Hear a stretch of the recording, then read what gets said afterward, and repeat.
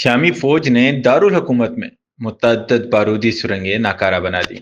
अहम नुकता यह है कि ये कार्रवाइयाँ इन जदीद माइन क्लियरेंस आलात की मदद से अंजाम पाएं जो तुर्की की तरफ से हासिल किए गए थे, जिन्हें मीमैट कहा जाता है। शामी हुक्काम के मुताबिक इन आलात ने शहर के हसास इलाकों में नस्ब तअद्दुद धमाका खेज मवाद की बरवक्त निशानदही और बेअसर बनाने में कलीदी किरदार अदा किया है।